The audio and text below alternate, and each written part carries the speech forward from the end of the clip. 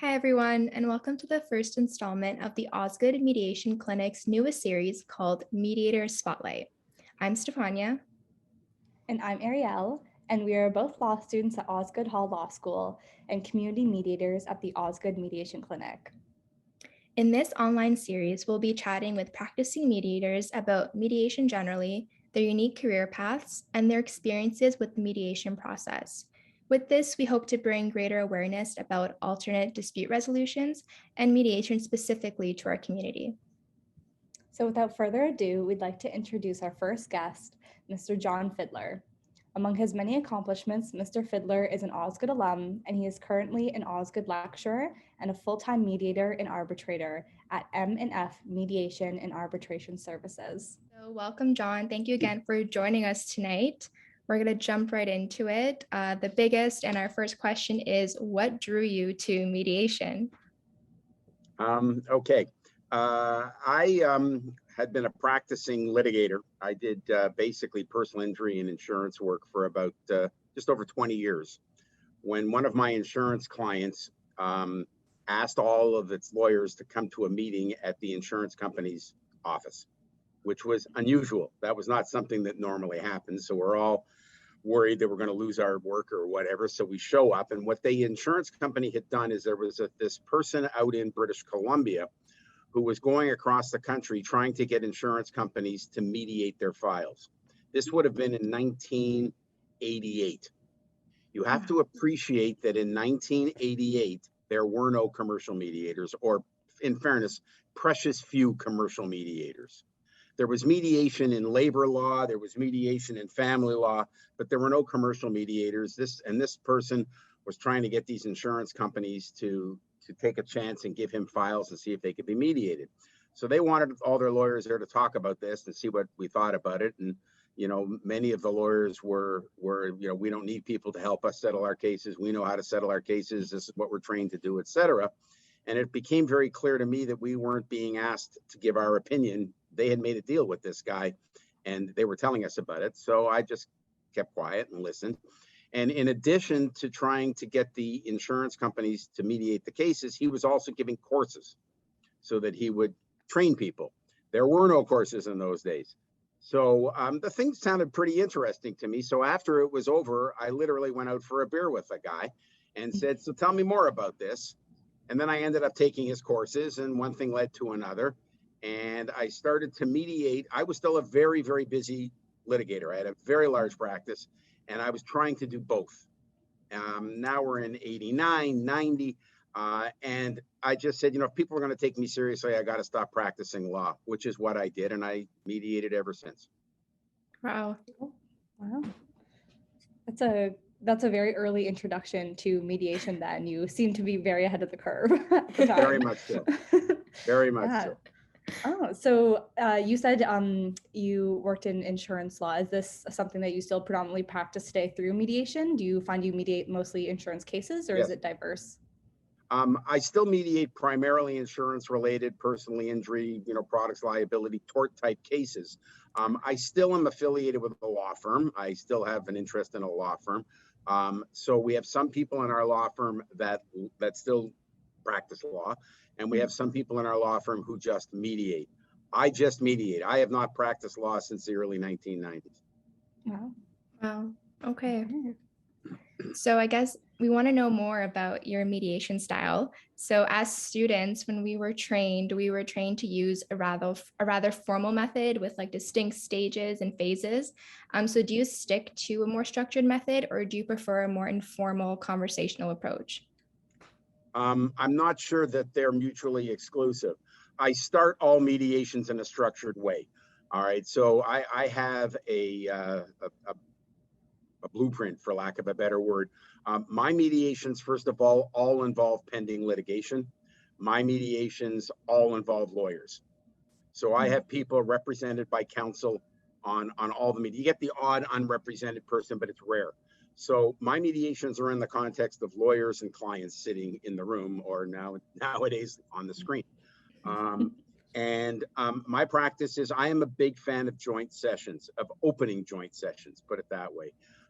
If you look at the literature, you'll find that particularly in the United States and in particularly in California, where there's a huge mediation community, they don't do opening sessions. All right. And we can talk about whether that's a good thing, a bad thing. I think it's a bad thing, but there's reasons. In any event, I have an opening session in every mediation unless there's a reason not to. Like if you're doing a sexual abuse case and the perpetrator's at the mediation, you may not have a joint session. But I generally leave it to the lawyers. Sometimes we'll talk about it beforehand, whether this is an appropriate case, but generally speaking, 99% of my cases have a joint session. Everybody gets to say what they want to say. Then I put them in caucuses, and then I go from room to room, the odd time putting them back together again during the day, but generally not. And that's my model. But the second part of your question is you have to be flexible enough to go with the flow. Things happen. So you have to be able to deal with that. Yeah, I think that's what we've learned. You go in with a plan and you have a general idea, but nothing goes according to plan. You really have to be able to work with the way things roll. Yeah, absolutely. Yeah. And yeah, in our training, we trained with St. Stephen's Mediation in Toronto, and we found that there was like a lot of misconceptions with mediation where we thought it was going to be like a strict method where we put the people in the room together and then we follow a very strict order, but we realized very quickly that sometimes you have to throw that plan out the window and just, as you say, go with the flow. Right. But on that, so we find through our practices and as junior mediators, we found there's a lot of misconceptions around mediation, both from the lawyer side, lawyers doing mediation for the first time, and also with the clients. What do you find is the most common misconception around mediation from either lawyers or clients doing it for the first time? I think from clients, it's that they failed to understand the distinction between mediation and arbitration. So they think you're there to make the decision. They think you're there to tell them what to do. They think you're there to tell them, who's going to win and who's going to lose. That is a very common misconception among clients. Lawyers, it's a whole other ball of wax. I often tell people that what I do for a living is I manage the egos of lawyers, and I think that's true. And I don't say that in a bad way, because good litigators need to have good egos or they can't do what they do. I mean, it's, not always, the qualities that make you a good litigator don't always make you a nice person. But that's another issue. So, the misconception lawyers have often is they expect the mediator to tell them what to do. They expect the mediator to be highly evaluative. There's nothing wrong with being an evaluative mediator. That's another style. It's something in your toolbox, but you get lawyers, okay, well, what's my case worth? Or what do you think I should offer? Or what do you think I should do? Or am I right or am I wrong? Which really aren't appropriate things for the mediator to be commenting on. But that's a misconception, that the mediator's job there is to do their work for them. Okay, that's very interesting. Yeah. I would say, I think when we were doing our mediations, I think the biggest misconception among clients is that they think you get a resolution by the end of the mediation, and that's not always the case. I'm sure you know. So I think another question that we have is, I guess in these misconceptions being one of them, but besides that, what do you find being most challenging about mediations, especially in today's virtual world through Zoom? I'm not an anti-Zoom person, okay? Like when all of this Zoom stuff started, I was on, chat lines and all this stuff in the various organizations I belong to, where they talked about how we're going to do this, and you got to be in the room and you can't touch them and you can't feel them. So how are you going to deal with it? And I very quickly learned that although Zoom, I'd rather be in person with people, there's no question about it, but Zoom works and Zoom is fine. The challenges with Zoom, you get electronical challenge. People drop off, people, their bandwidth isn't good enough, like that kind of stuff. Can I see you as well? Can I read your body language as well? Not as well, but I can do it. So I don't really find the challenges to be Zoom related. The challenges are I think, more people related. One of the very significant differences between being a mediator and being an arbitrator, for instance, or being a mediator and being a lawyer, a litigator, not just for instance, is my job is not really about the facts. My job is not really about the law. My job's about the people. You know, whereas if you're the lawyer, yes, you have to worry about your clients significantly. There's no question about that, but you're there to deal with the facts and the law because that's what you're trained to do. The facts and the law, I have to be aware of them, or how do I know what's going on? But for me, it's really about the people. And that's part of what I like about the job the most. And it's part of what's hardest about the job the most. Lawyers generally don't have those skills. I can tell you that. Yeah. They don't necessarily have the highest EQs in the world. Yeah, we've definitely found that in our training as well. You have to be like very personable, and yeah, it's managing not just one client, but like a room full of people who have obviously very different opinions about a situation. So yeah, being very personable is definitely a key.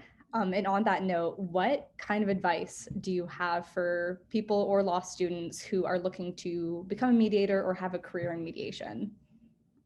That's tough. Although there really is no reason for it, the reality is that young people don't generally get mediation cases, period. Not because you can't do them, not because you can't be trained, not because you're not smart, not because you can't, read the books and do the stuff. It's because it's just, so that's not the way it works. Mediation, because it, look at it, may still be like 30 years old, but 30 years in, the time of law is not a long time. So there still is, a lot of perception out there among lawyers. Again, my cases involve lawyers. I need lawyers to hire me. I need clients to hire me. So lawyers, they want people who have gray hair. They want people who are experienced. They want people who can say, I once had a case like that, and this is what happened. So for a young law student or a young lawyer coming out, wanting to become a mediator, it's an uphill climb. It's a challenge. Right. Having said that, I know young mediators. I know mediators, who graduate from law school and they go and they develop a practice, but it really, you have to have realistic expectations if that's what you want to do. So what do you do about that? Well, you go to a place like St. Stephen's or whatever, and you try to do, neighborhood mediation, small claims court mediations, that kind of stuff. Try to get yourself on the roster of the Ontario Mandatory Mediation Program, because that will get you some, but you need some experience to get on the roster. So that's another issue. You might want to pick when you either as an articling job or as a job after you article, a firm that does that kind of stuff, and indicate a desire to do it. But most of the mediators, the vast majority of mediators I know who have been successful were lawyers, practicing litigators before they became mediators, or even judges. But we don't want to talk about it. Yeah. Yeah, that's good to know. I feel like you also gave us some great tips where if we want to have a career in mediation in the future, then this is kind of the steps we have to take, like being a litigator, but then also maybe having a mediator practice on the side or joining a firm. Yeah. So that's really good tip for, at least for me, who I'm exploring ADR and litigation practice in my future. So thank you for that. Yeah, and so you mentioned that you've obviously been mediating for a while. So how do you stay up to date with all the new trends in both mediation and alternate dispute resolution in Ontario? And how do you maintain and develop your mediation practice accordingly? Those are two different things. One is an economic thing and one is a knowledge thing. I stay up to date the same way you stay up to date. I mean, stuff comes out. I belong to many mediator associations. I'm a past president of an international mediators association that has a chat line that puts on conferences a couple of times a year. You go to the conferences, Osgoode Professional Development puts on conferences, the Law Society, like all the normal places that put on conferences. You look for the ones that relate to alternative dispute resolution or mediation or whatever it is you're interested in, and you take courses. If you look at what I submit to the Law Society, when you have to give every year, you have to have so many hours of professionalism hours, and these hours, mine are all in mediation courses. All right. If you're a real estate lawyer, it's going to be all in real estate courses. So it's really no different. But I'm very active in a number of associations. I'm on a lot of panels. I speak a lot. That kind of stuff you keep on top, just like in any other profession. That's good to know, Right. even for students that are looking, to get into mediation, there's stuff available to keep up to date with all this, with all the mediation updates and alternate dispute resolutions as well, for sure. Absolutely. Lots of stuff. Yeah. Now, some of it's Yeah. expensive, but that's another issue. That's true. Definitely. Yeah. And we have one final question for you. It's kind of general, but what is one thing you want people to know about mediation? It works. That's good. Perfect, to the point. I mean, like there's lots of the obvious stuff. It's cheaper, it's faster. You can pick the person you want to deal with. Like all that stuff's important. Mhm. There is a school of thought that is anti-mediation that says it's just another step in the process, and you're just paying the lawyers more money to go through this step, and etc. I don't subscribe to that theory, and I don't think most people do. Mediation generally works, and I don't mean works by you settled the case on the day you did the mediation. Sometimes it's a process. Sometimes you need more than one mediation. Sometimes the people have to go through one mediation to, get their, head around problems they have with the case, or to hear somebody else say something about it, and then they go through another one. But it's just a step in the process in that sense. But it generally works. It gets cases settled. You have much more control.